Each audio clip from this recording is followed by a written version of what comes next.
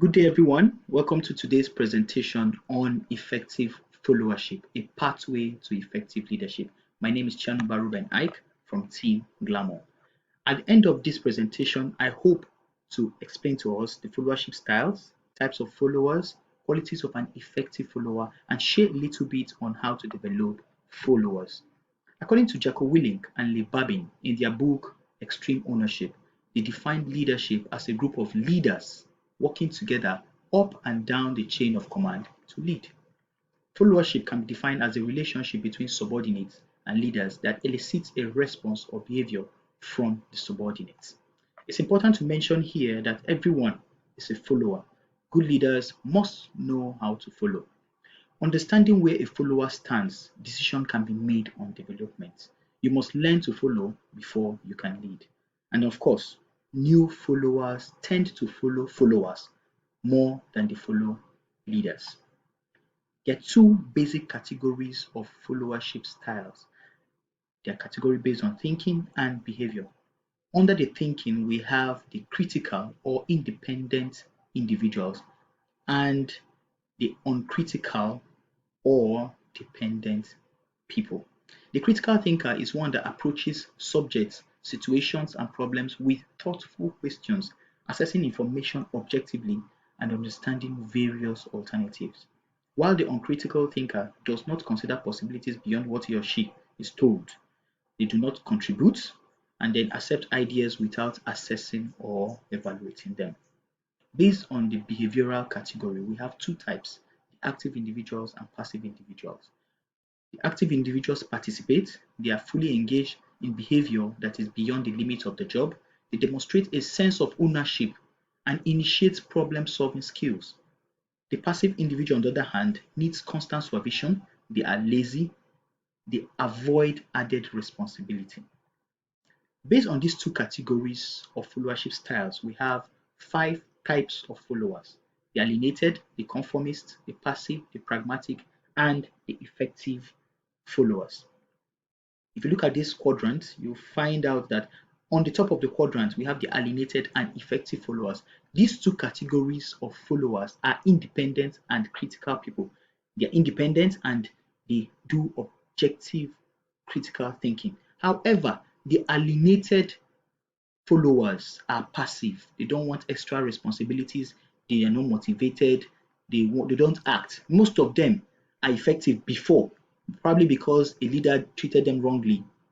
They became passive. Below the quadrant, we have the passive and the conformist type of followers. The passive followers are dependent and uncritical, just like the conformists. However, the passive followers are also passive. They are not active, they are lazy, they don't want to put any action at all. The conformists, on the other hand, are active. These are the yes people. You tell them to do something, they do. But they need to be supervised. They don't think on their own. They don't even assess what you've told them, whether what you've told them is dangerous.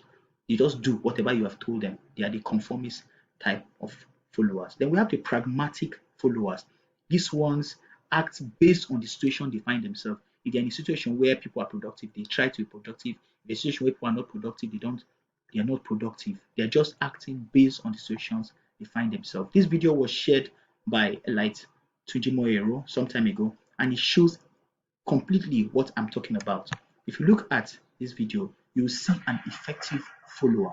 This effective follower knows what he's doing, he knows the goals and objectives of the organization, makes efforts to push towards that goal, takes responsibility for the job, thereby helping the organization to succeed. Now, this can be called a conformist. If told what to do, if trained, he can become more effective. You can see that he's willing to participate, though his efforts are not fully felt in the organization. Another category of follower are the alienated. These ones, they are effective but not willing to act. They prefer to sit down and watch. They do not contribute unless they are forced. Probably they might have been hurt before, therefore they don't want to be hurt anymore, so they decide to sit back and then watch the overall results. Then we have another category of followers. These are the pragmatic people.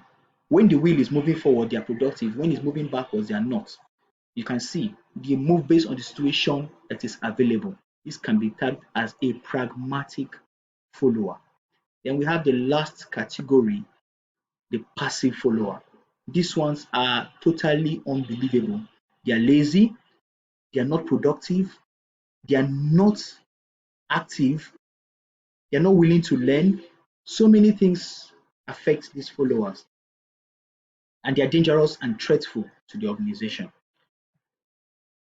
In summary, we have about 25 to 35% of the workforce in every organization to be pragmatists. They don't like to stick out, they are mediocre performers. The positive ones tend to be positive sometimes, and then in other places they become negative. They are more like political people. In the Bible, Christ referred to them as neither hot nor cold. They are self-interested and not willing to take risk. They avoid failure by every means.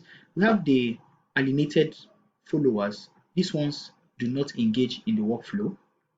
They form between 15 to 25% of the workforce. Their festering sores point out negative and positive problems. They are cynical. They do not try as hard as they should. They don't contribute as much as they should. Many of them are former effective people, but are disgruntled. Probably a leader must have hurt them in the past. If trained properly or if reassured, they can be very effective. We have the conformists. These are the yes people. They always say yes. Whatever I tell them to do, they do yes. They don't ask questions. They don't want to know if it is wrong or right.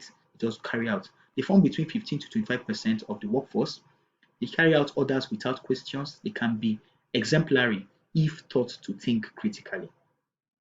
We have the passive followers. These ones, they have low engagement, they are uncritical, they form between 5 to 10% of the workforce. They share no characteristics of exemplary followers. None.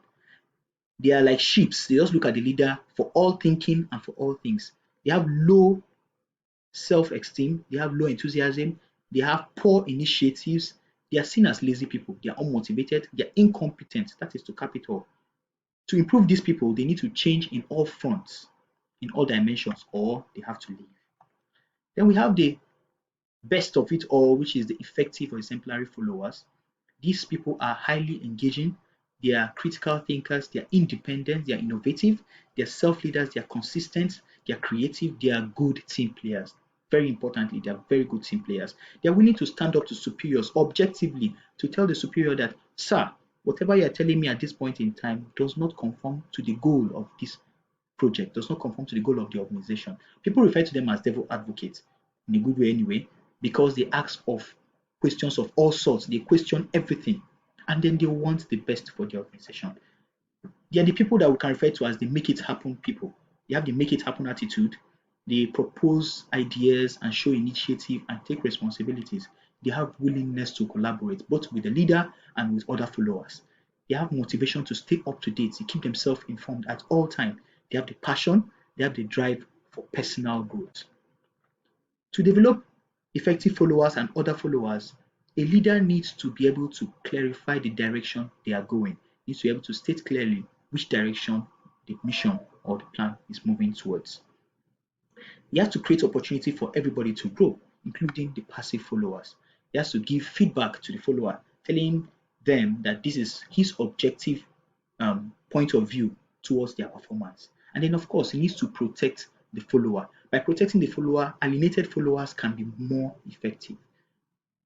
In Aberration, whenever a leader fails to act, the following are examples of where followers, especially those that may be passive, may be pragmatic, take up arms and become destructive. The Aba Women's Riot in the 1929, the apartheid struggle, President Nelson Mandela, the racial discrimination led by Dr. Martin Luther King Jr. These are examples of aberration to this particular role. In conclusion, an effective follower needs to provide upward leadership. He's a follower, but he's providing upward leadership. He needs to tell the leaders the best information, he needs to be truthful, because we know that leaders need guidance from the ranks. Now, they need to fill the void when the leader is not around. Wherever there's a gap, if it is between him and his subordinates, he fills in the gap. If it is between him and the leader, he also fills in the gap. They should be able to provide proactive questioning. They need to be able to provide proactive questioning. Understanding the fate of your superior depends on your action, and then your action also depends on the action of your subordinates. Building the capacity of yourself and your subordinates is a very necessary thing. An effective follower should know that those that are below him also should be built and their capacity should be improved. They need to keep supervisors and superiors well informed, tell them what is going on at every point in time. They need to convey intent downwards and then interest upwards. You need to build the foundation to allow your leader to implement policies. And finally, they need to serve superiors as if he or she is the only high performing team. This is my references, some of the places that I do my motivation and for this presentation. Thank you very much.